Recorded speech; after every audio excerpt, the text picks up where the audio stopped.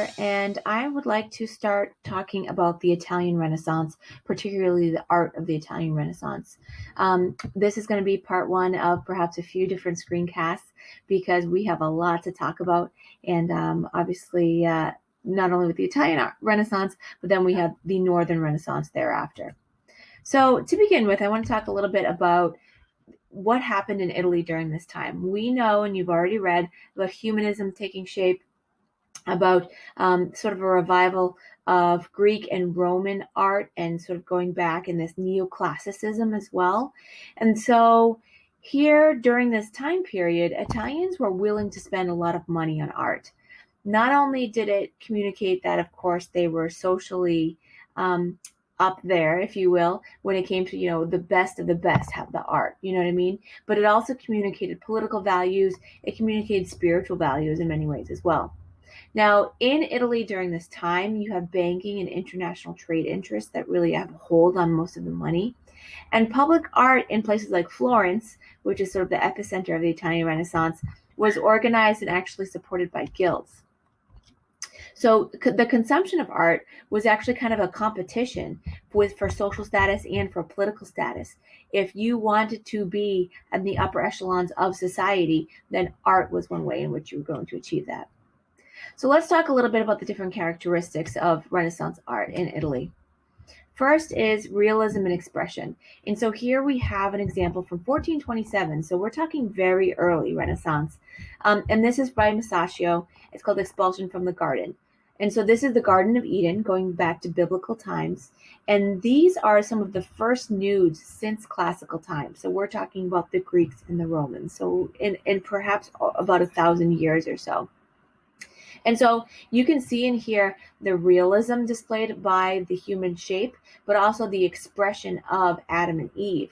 So this would be the scene where Adam and Eve were expelled from the Garden of Eden because of the whole apple incident, right?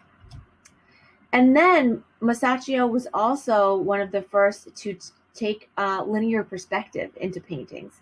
And so you see, again, this is early. This is called the Trinity. Now, the Trinity refers to, in Catholic religion, the Father, the Son, and the Holy Spirit.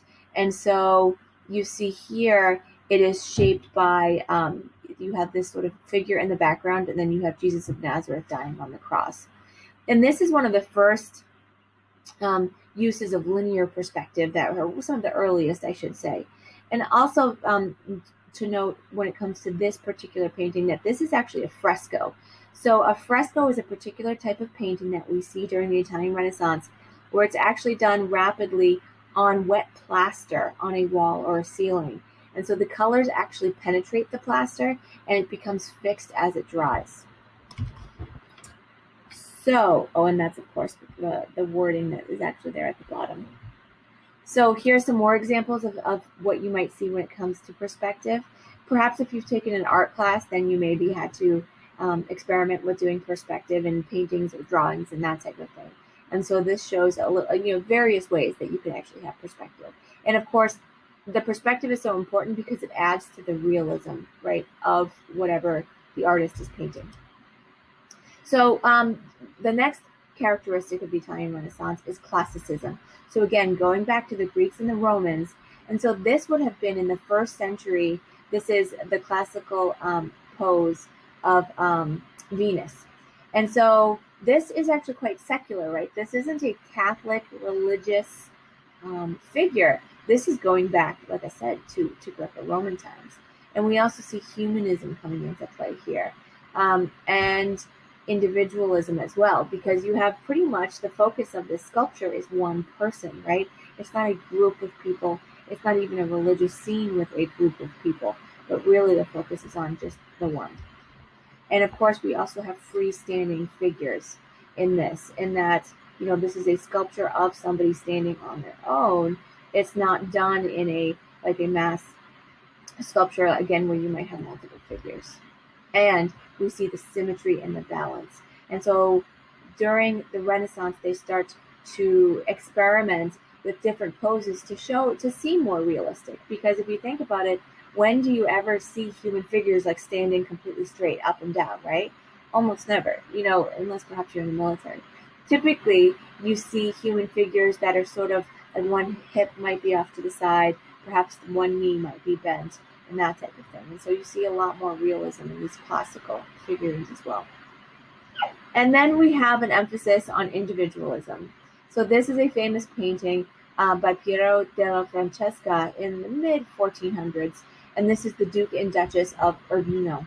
And so these are actually part of a diptych. A diptych is a series of pictures, like an altarpiece or something, that's actually hinged, and that there are two of them. And so this might have actually been done to commemorate their marriage in 1465. But either way, you not only see the pictures of the Duke and Duchess, but you also see these landscape backgrounds in the back, right? And this perhaps is pretty similar to a lot of paintings that you might have seen up sort of north, maybe in like the Netherlands, for example. So this was, sort of shows that the artists aren't just sort of in isolation on themselves, right? Focusing on their own work, that oftentimes they're drawing influences from other areas as well. Now, of course, here we have Da Vinci. Isabella d'Este is she's considered to be the first lady of the Italian Renaissance, a very large patroness of the arts. And she was actually painted many times, of course, by Da Vinci, but also by Titian, who we'll talk about at a later time. She had a really pretty incredible life. She was born into wealth. She was a relative of the Queen of Spain, and even her son became a cardinal later on, and she even ran her own city-state for a time. So kind of a woman before her time in a lot of ways.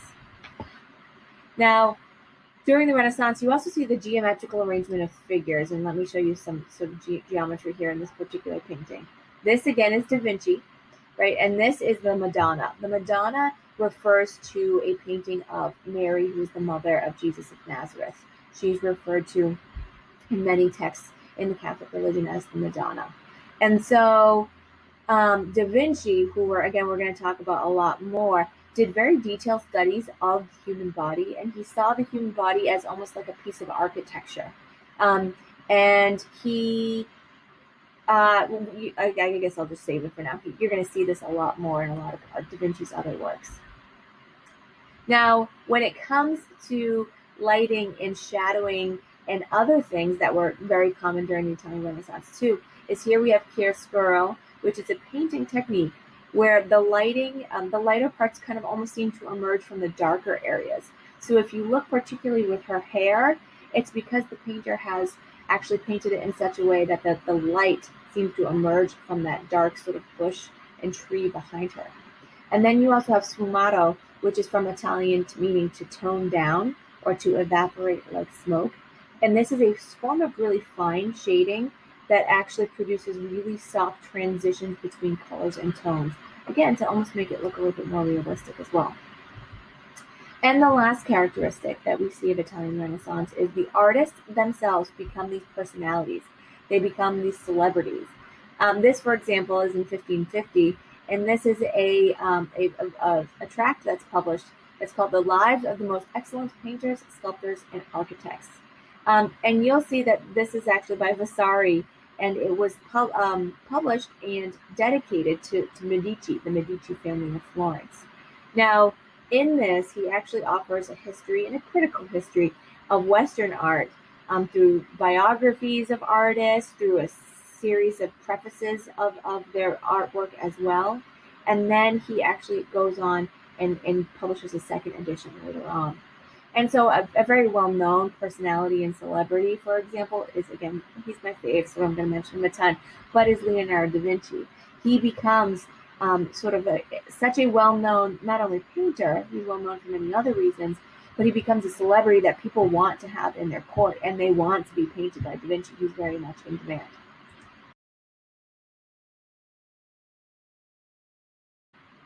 Okay, so as I said before, you can't talk about the Renaissance and the Italian Renaissance without talking about Florence, because that's sort of the epicenter of it, at least to begin with.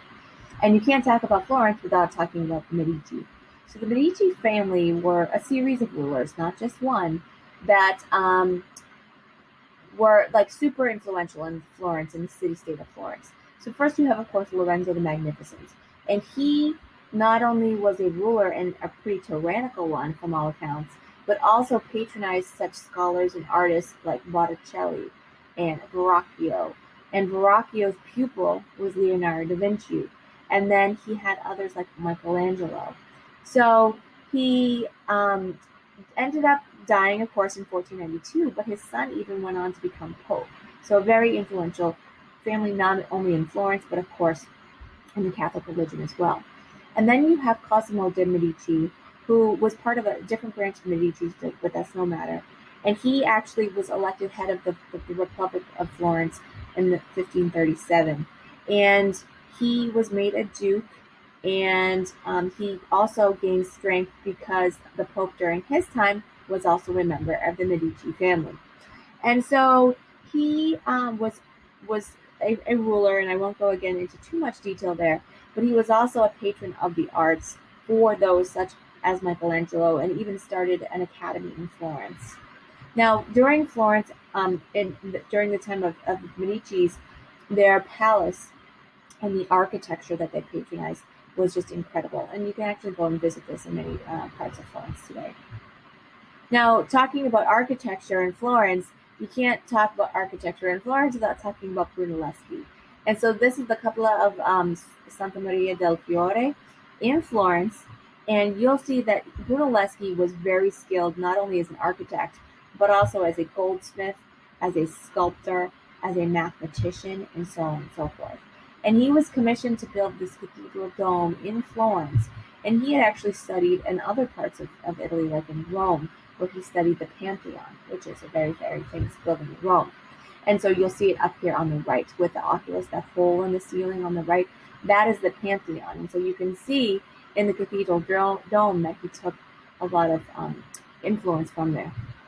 Now, this is Brunelleschi's dome. And you can actually look at some other domes that come thereafter. And so Il Duomo in Florence, that's his. But look at those that were influenced right thereafter. So you see St. Peter's Basilica in Rome, St. Paul's Cathedral, which is in London, and then even the U.S. Capitol, which is in Washington, D.C. Now, although this, of course, has Renaissance, roots, we can also look back to the ancients, right? Just as Brunelleschi did in looking back at the Pantheon, you can see the same examples in these other famous domes around the country and around the world. Now, Brunelleschi and Ghiberti, the story goes, is that there was a contest to decorate the cathedral. And this is where I'm telling you that Brunelleschi is more than just an architect here. And so he actually ended up winning, or Ghiberti, won. And this is what you see on the baptistry door in Florence. And this is, so although Brunelleschi did the dome and other pieces of architecture, you have Ghiberti, who actually won the contest and did these instead here. Now, I also want to talk about sculpture during the Italian Renaissance in Florence. So this is very early. This is 1430. Remember, we talked a little bit about whether or not the Renaissance started in 1450, whether it started in 1400, or whether it started in 1350. There's lots of different people who say lots of different things. But this, the David by Donatello, is the first free-form bronze since Roman times that at least we found, right? And so you can see in this one, they have a particular way in which David is actually standing for contrapposto, which means the weight is concentrated sort of on one leg, whereas the rest of the body is kind of relaxed and sort of slightly turned. So it adds a little bit of realism to the sculpture. Now, David was life-size, and it was a freestanding nude, like I said, in the first one since the classical period. As far as we know, Donatello may have also worked for the Medici at one point as well. And then you see David is going to become a common theme. There's going to be actually many versions of David. This is by Verrocchio, and who was also a Florentine sculptor and painter. He was actually the teacher of Leonardo da Vinci. But he was also a goldsmith, and he, in fact, perhaps apprenticed under Donatello, although that's kind of questionable. Sources sort of vary when it comes to that. And he, again, was also patronized by the Medici.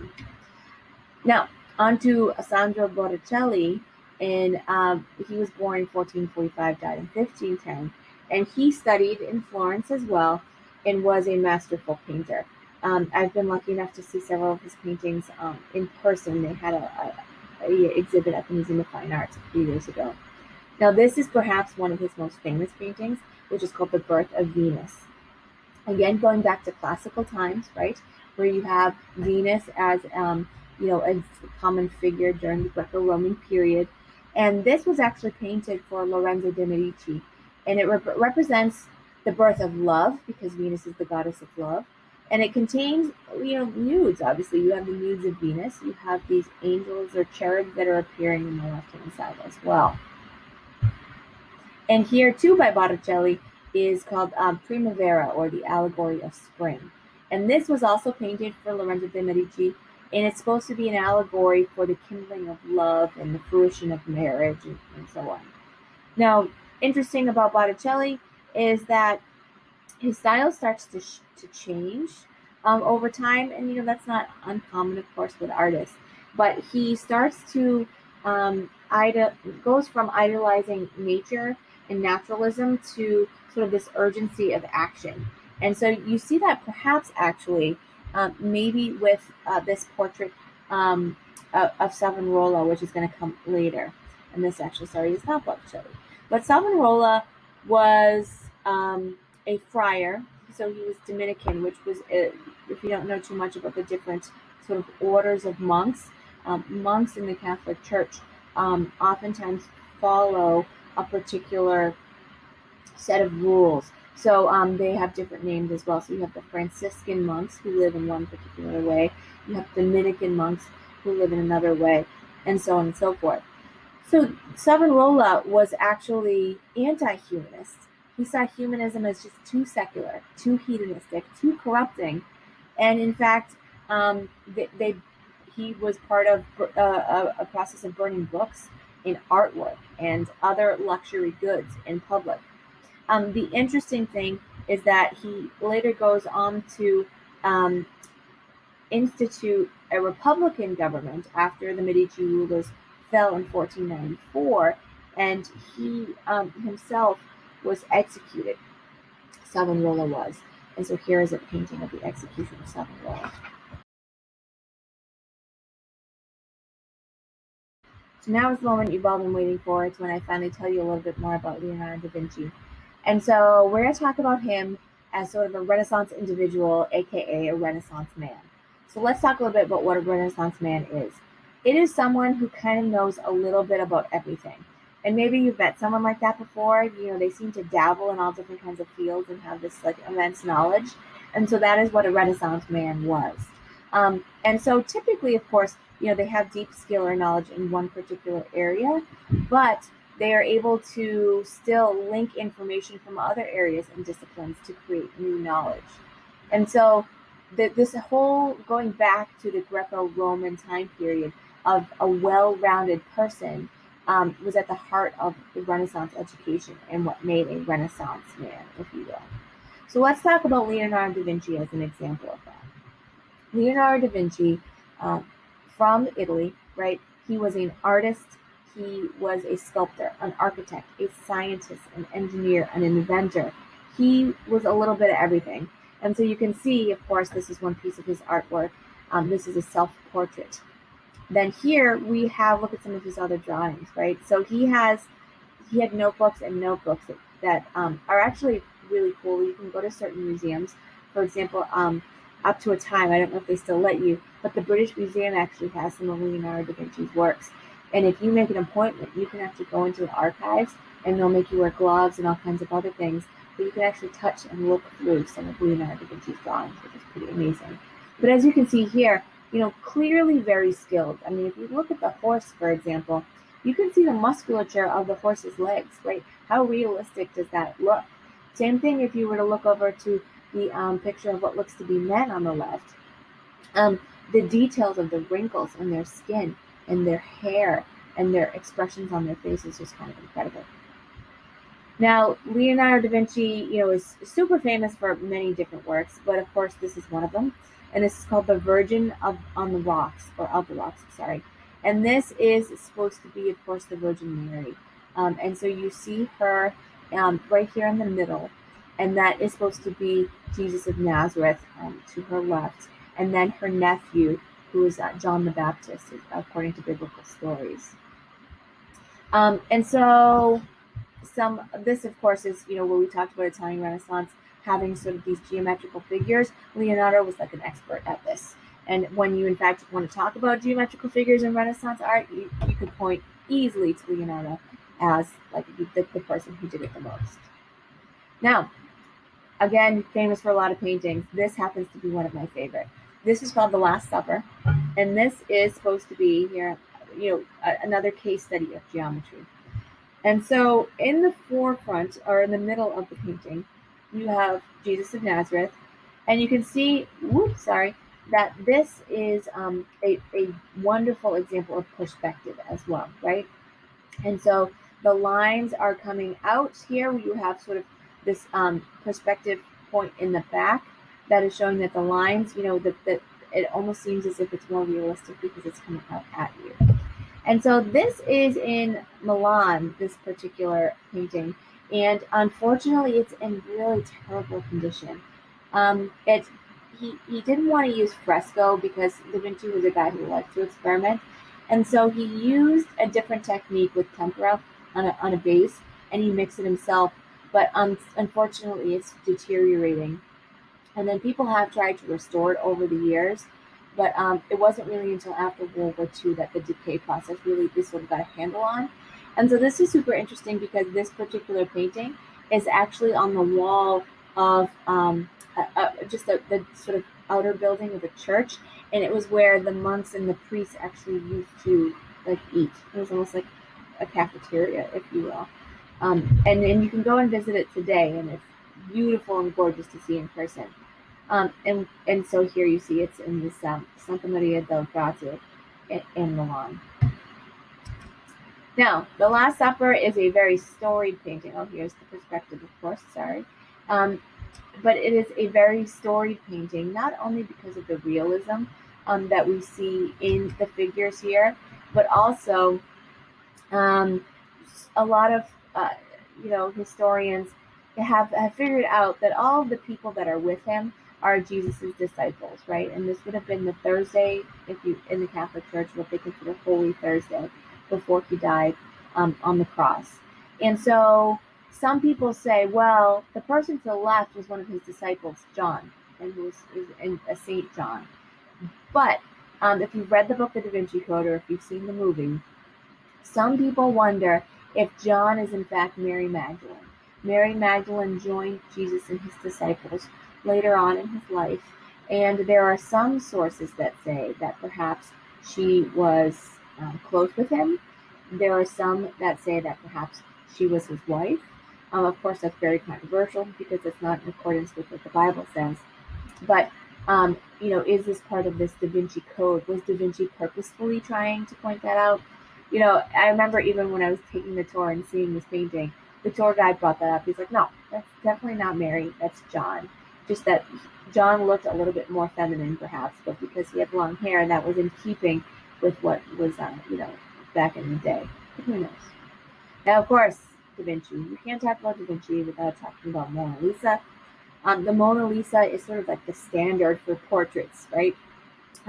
So this, they think, would have been Lisa del Giocondo. She was the wife of a Florentine merchant. This is perhaps one of the most analyzed paintings of all time. And it is, you can still go and visit today, but you actually go into France. And so it's actually in Paris in the Louvre. And it's quite small, actually. The painting is much smaller than you would think.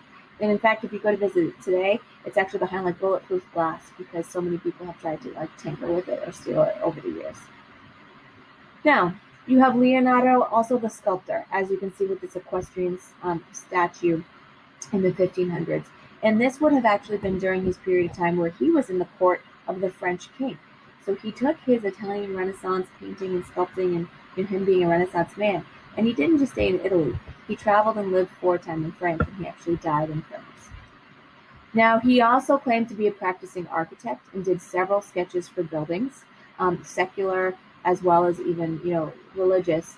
And what's really striking about his architectural sketches is the level of detail. right, that he puts into them. And you can see even he's making city plans, from his notebooks as well. Now, he also advocated for science, and he in fact himself said that painting was a science.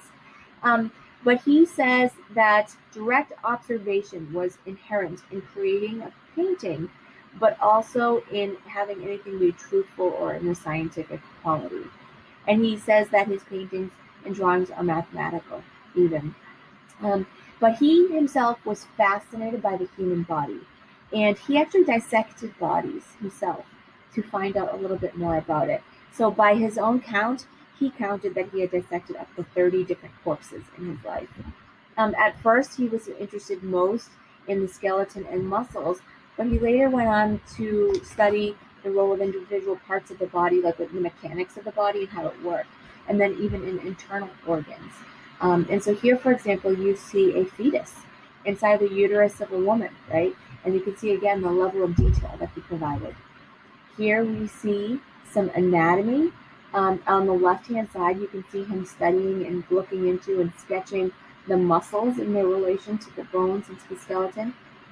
And on the right, we have some images of the organs on the inside of the body. Now, interestingly about him, though, is that he actually kept his anatomical studies to himself. He didn't publish it or teach even about it. But he did impose the geometric figures and this geometrical configuration of the human body. He said that the ideal configuration of the human body corresponds to a circle and a square. And so he illustrated this in this here, which is the Vitruvian Man, in which he demonstrates that if a man firmly places his feet on the ground and stretches out his arms, it will be geometric, and that it will be confined in the 4 lines of a square. And then if he were to go more in a spread eagle position, that it can be inscribed in a circle. So again, science and math, Leonardo, he brought it into everything he did. Now, he was also an inventor. He was known for his mechanical inventions such as screw threads, hydraulic jacks, swiveling devices, perhaps even transmission gears, a fortress that sort of resembles a present-day tank, if you kind of look at it. I should go back real quick. The bottom one is, he called it a helical air screw, which almost looks like a prototype for a modern helicopter. And in fact, perhaps, he actually did go on to try to invent, a device where human beings could fly as well. So kind of, the precursor to what we know of as, airplanes and other things that can fly. But he, of course, didn't have an adequate source of power to actually provide propulsion so that could actually lift. And here is just more examples of him studying siege defenses, studying devices that can lift water. I mean, I could go on and on about Leonardo, as you well know. Now, the Renaissance didn't just happen in Florence, right? You can't leave out the rest of the country. So we're going to talk a little bit about Rome. And so here we have some examples of Renaissance Rome. So Michelangelo, we usually refer to just as Michelangelo. So far, we've talked about, 3 of the Ninja Turtles, right? We've talked about Donatello, we've talked about Leonardo, and now we're in Michelangelo. We'll get to Raphael in a little bit, don't worry. So Michelangelo was, of course, very well known for being an artist, but was also a very well-known sculptor. And so he lived from 1475 to 1564. And so here is one of his most famous sculptures, which is called David. Now you can see this is made out of marble, but look at the precise, just the figure and the realism of the figure. So if you look at the hands, for example, you can actually see the veins coming out of this man's hand, right?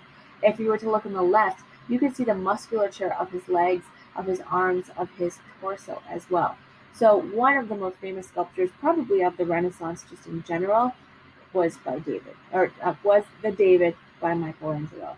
Now, what I like to point out, though, is, of course, we've had a David before, right?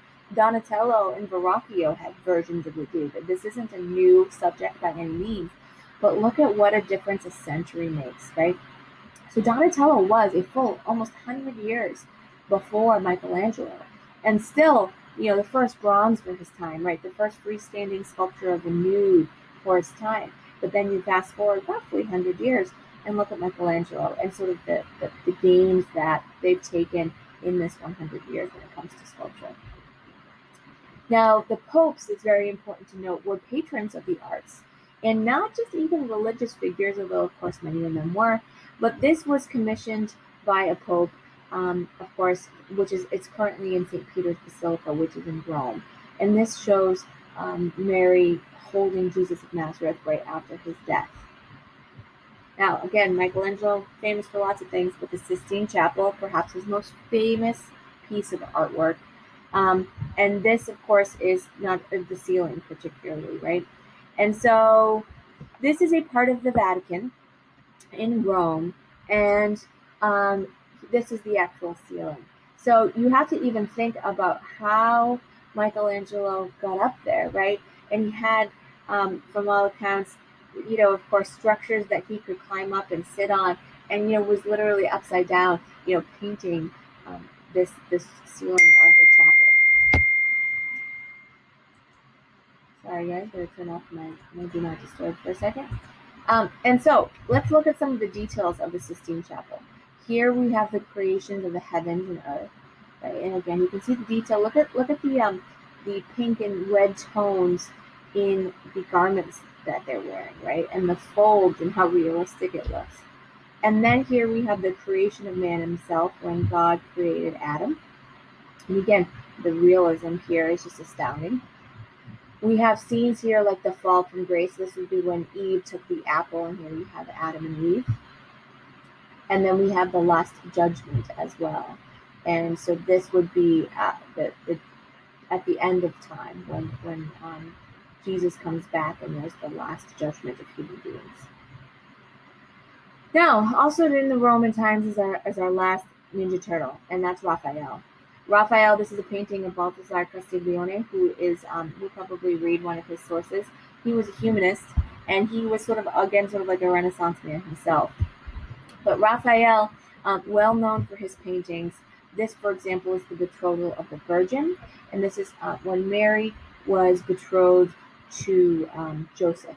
But what's interesting is, okay, these are very modern for their time, right?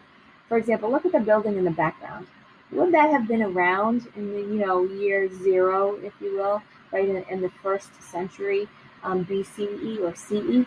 Definitely not. And so you see that the Renaissance painters definitely take some liberties, and they influence or introduce some modern things into these paintings of very ancient things at the same time.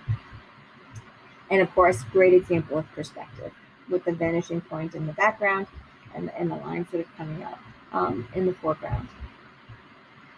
Raphael was very well known for his Madonna paintings. He had actually many of them. And again, you can see the geometry here that Renaissance painters are so well known for. Many points.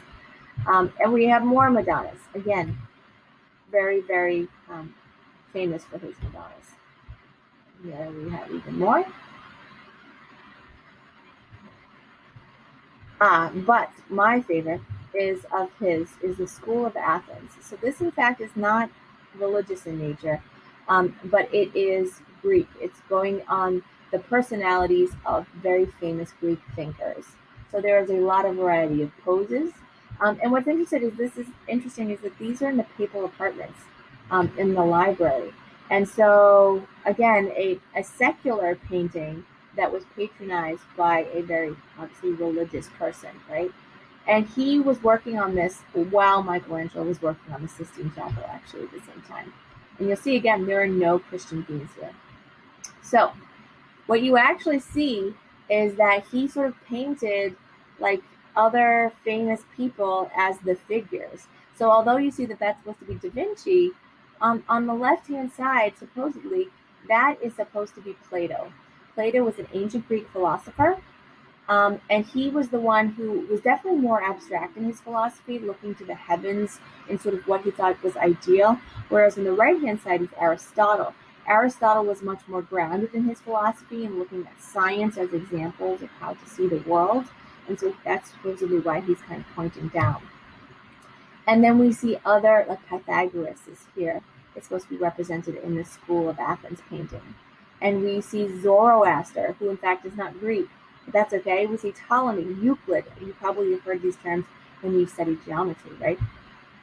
And Raphael, obviously very well known for his painting of the School of Athens, but it's important to note that he also painted portraits such as this, which is Pope Leo X. And he's with the Cardinal of Medici and so on. And so he was a Medici Pope, but he was incredibly corrupt. And I haven't mentioned that yet, but the popes during this time were, not all of them, but a lot of them were very corrupt and definitely not very pious and religious people. In fact, there are many popes that had children. And of course, popes aren't allowed to get married, right? There's all kinds of stories about the popes during this time, and not just popes, I should say, priests and other clergy members as well. Now, Pope Leo was the pope, though, who enraged a lot of people, particularly one named Martin Luther, who we will talk more about in the future.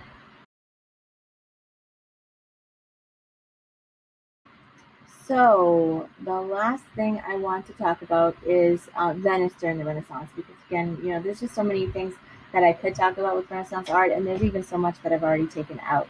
But the first painter I want to talk about really quick is Bernini. And, again, when we're talking about portrait painting in the Renaissance period, this is a wonderful example of the realism and the individualism of portrait painting. He was known particularly for his natural light, and he, brought a different sense of realism and idealism into his painting. So Bernini is definitely worth noting. And then we have Titian.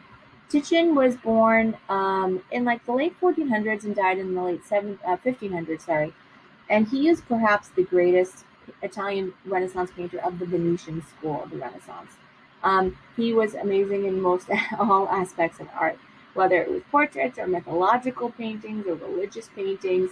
And he was taught by Bellini, who we just saw a minute ago. And he painted for great kings of his time, like Charles V and Philip II. So this is the Venus of Urbino, which is, an ideal rendering of the human body and the position of the woman as well. She is awake and reclining on a couch in this palace, right? And although some said that this painting was a little bit too erotic, he managed to do this still with good taste. And you see some sort of variations of this theme throughout his career. And here we see the penitent Mary Magdalene. And this is really interesting because sort of during the end of the Renaissance, you have another period of art coming about called Mannerism. And Mannerism originates actually in Italy, but ends up spreading elsewhere. And it is a different kind of style of painting where it has a different play on the lights. Oftentimes you see that the paintings have elongated limbs or different facial features, and the poses seem to be a little bit difficult, sometimes a little bit contrived as well. But we'll talk about that more when we get to Mannerism in a little bit more detail with some other painters. So that is it. This is a very long screencast, but I wanted to give you just sort of a synopsis on the Italian Renaissance, and this, of course, doesn't even do it maybe completely justice, but it gives you a good idea of some of the major names in the Italian Renaissance art books. Thanks, guys.